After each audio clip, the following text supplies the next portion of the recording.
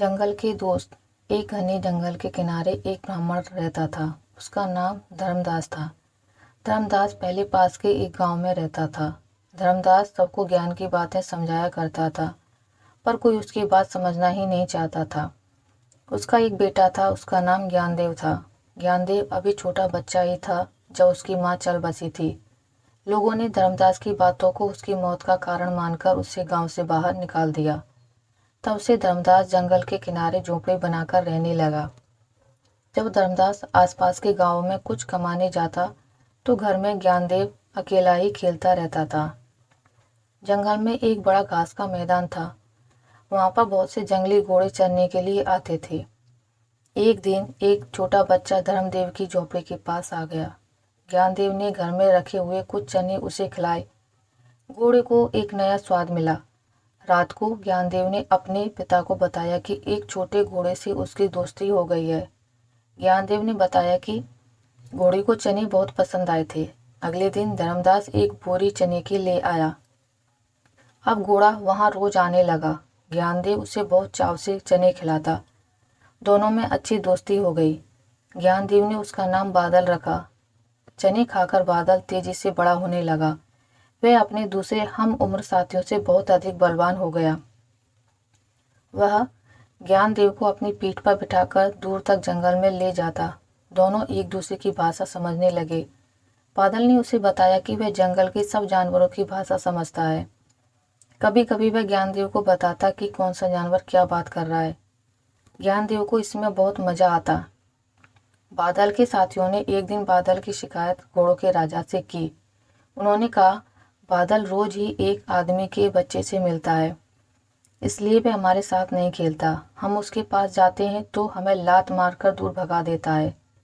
वह आदमी के बच्चे को अपनी पीठ पर बैठने देता है। हमारी सारी बातें भी उसे बताता है। राजा को बादल का व्यवहार पसंद नहीं आया। उसने बादल को अपने पास बुलाकर सारी बात स्वयं जानने का निश्चय किया। अगले दिन बादल को राजा के दरबार में पेश किया गया। राजा ने पूछा, क्या यह सच है कि तुम एक आदमी के बच्चे को अपनी पीठ पर बैठने देते हो? बादल ने कहा, हाँ, वह मेरा दोस्त है। राजा ने कहा, तुम जानते नहीं कि मानव कभी हमारा दोस्त नहीं हो सकता। वह हमें बांधकर अपने घर में रख लेता है, फिर हम पर सवारी करता है। बादल ने कहा, पर मेरा दोस्त ऐसा नहीं है। वह मुझसे प्यार करता है। मैं स्वयं ही उसे अपनी पीठ पर बैठाता हूँ। उसने ऐसा करने के लिए कभी नहीं कहा।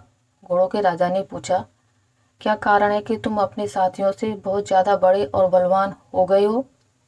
तुम सबको एक साथ मारकर भगा देते हो। इस उम्र में तुम मुझसे भी तेज दौड़ने लगे हो। मैंने देखा है कि तुम हवा से बातें करते हो। यह सब मेरे मित्र ज्ञानदेव के कारण है। वह मुझे प्रतिदिन चने खिलाता है, मेरे बदन की प्यार से मालिश करता है।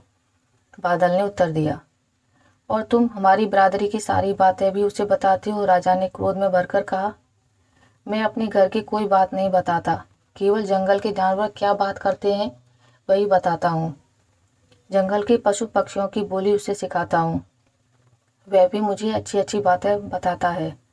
अपनी भाषा भी मुझे सिखा रहा है। उसने मुझे बताया है कि मानव उतना बुरा प्राणी नहीं है जितना हम उसे समझते हैं। बादल ने नम्रतापूर्वक कहा, यदि वह इतना अच्छा है तो तुमने आज तक हमें उससे मिलवाया क्यों नहीं? राजा ने कहा, आपने पहले कभी ऐसा आदेश ही नहीं दिया। आप कहें तो मैं कल ही उसे आपके दरबार में हाजिर कर दूंगा। उसे हमसे कोई भय नहीं है। मैंने उसे बताया है कि घोड़े भी मानव से दोस्ती करना चाहते हैं। बादल बोला। राजा ने कहा, क्या तुम नहीं जानते कि पड़ोस का राजा हमारे कितने ही घोड़ों को पकड़ कर ले गया है? वह मार मार कर उन्हें पालतू बना रहा है और उन्हें ठीक से खाने को घास तक नहीं देता। इसलिए तुम्हें उसकी बातों में नहीं आना चाहिए। मेरा दोस्त ऐसा नहीं है। आप उससे मिलोगे तो जान जाएंगे। बादल ने कहा, तो ठीक है, मैं एक बार उससे मिलता हूँ। यदि मुझे वह अच्छा नहीं लगा तो तुम्हें उससे दोस्ती तोड़नी पड़ेगी। यदि फिर भी तुम नहीं माने तो हम लोग यह स्थान हमेशा के लिए छोड़कर कहीं दूर चले जाएंगे। राजा ने कहा, मुझे स्वीकार है, पर मैं जानता हूँ कि ऐसी नौबत कभी नहीं आएगी। अगले दिन बादल ज्ञानदेव को अपनी पीठ पर बिठाकर अपने राजा के पास ले आया। ज्ञानदेव ने अपने पिता से सीखी हुई कुछ कुछ अच्छी अच्छी बातें राजा को बताईं। उससे मिलकर राजा बहुत प्रसन्न हुआ। उसने कहा कि तुम्हें केवल बादल ही नहीं, इसके दूसरे साथियों से भी दोस्ती करनी चाहिए। बादल को इसमें क्या आपत्ति हो सकती थी। अब उसके बहुत सारे दोस्त बन गए। अब तो ज्ञानदेव का समय मजे से कटने लगा। वह बादल की पीठ पर बैठकर दूर दूर तक जंगल की सैर करता और नए नए जानवरों के विषय में जानकारी प्राप्त करता, नए नए दोस्त बनाता। बादल ने उसे बताया कि पड़ोस का राजा बहुत अत्याचारी है, इसलिए हमारा राजा उससे घृणा करता है। तुम ऐसा कोई काम मत करना जो हमारे राजा को अच्छा ना लगे। ज्ञानदेव ने कहा, ऐसा कभी नहीं होगा, बल्कि कभी मौका मिला तो मैं उस राजा को समझाने का प्रयास करूंगा कि वह अपने घोड़ों का अच्छी तरह से पालन पोषण करे और उन्हें ठीक से दाना पानी दे। रात को ज्ञानदेव ने अपने पिता को घोड़ों के राजा के साथ हुई अपनी भेंट के बारे में बताया। उसने कहा कि एक आदमी के क्रूर व्यवहार के कारण घोड़े पूरी मानव जाति से घृणा करने लगे हैं। धर्मदास ने कहा, तुम चिंता ना करो, मैं कल ही उस राजा के दरबार में जाने वाला हूँ। यदि संभव हुआ तो मैं इस विषय में कुछ करने का प्रयास करूँगा। वास्तव में धर्मदास गांव-गांव जाकर ज्ञान बांटते थे। बदले में जो भी कुछ भी मिलता उससे उनका गुजारा भली भांति हो जाता था।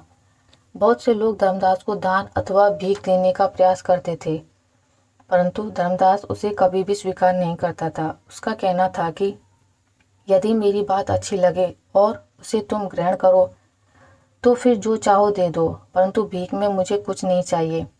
कुछ लोग धर्मदास की बातों से चिढ़ते थे। उन्होंने राजा को शिकायत की कि धर्मदास राजा के विरुद्ध जनता को भड़काता है, इसलिए राजा ने उसे दरबार में हाजिर होने के लिए कहा था। जब धर्मदास राजा के दरबार में पहुंचा तो वह बहुत ही क्रोध में था। वास्तव में सुबह जब वह घुड़सवारी के लिए निकला था तो उसने अपने घोड़े को जोर से चाबुक मारकर तेज दौड़ने का प्रयास किया था। चाबुक की चोट से तिलमिलाए घोड़े ने उसे अपनी पीठ से गिरा दिया था। उससे राजा को कुछ चोट भी लगी थी।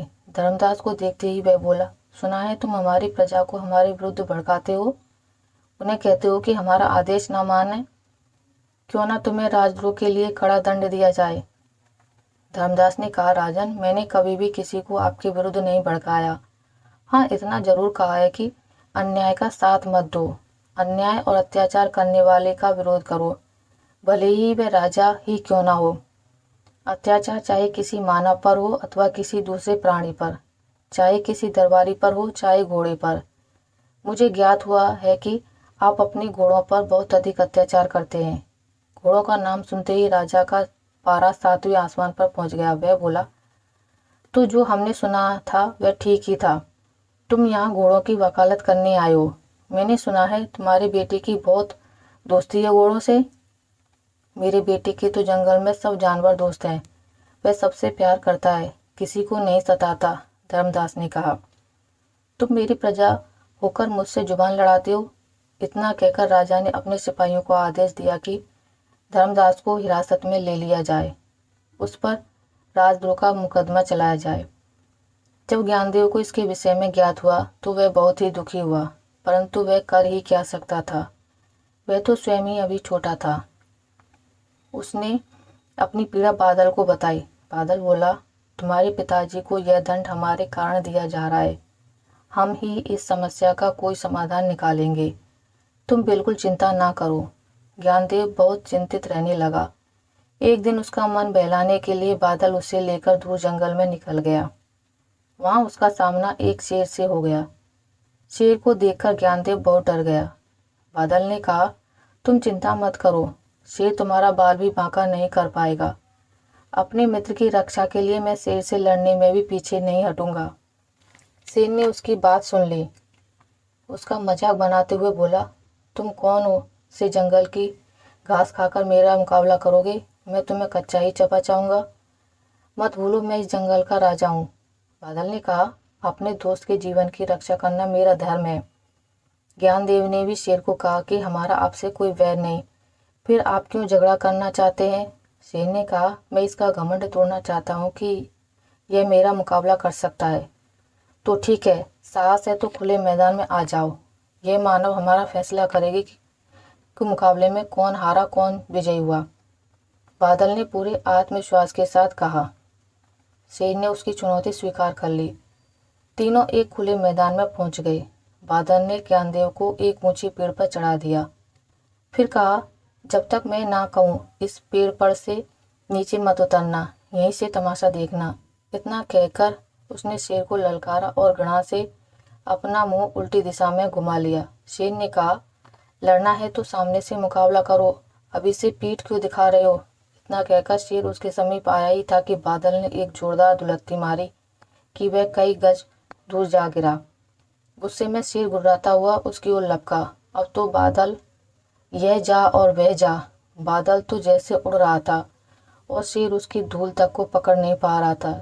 जो ही अवसर मिलता बादल अचानक रुकता और शेर के समीप आते ही उस पर एक जोरदार दुलत्ती जड़ देता।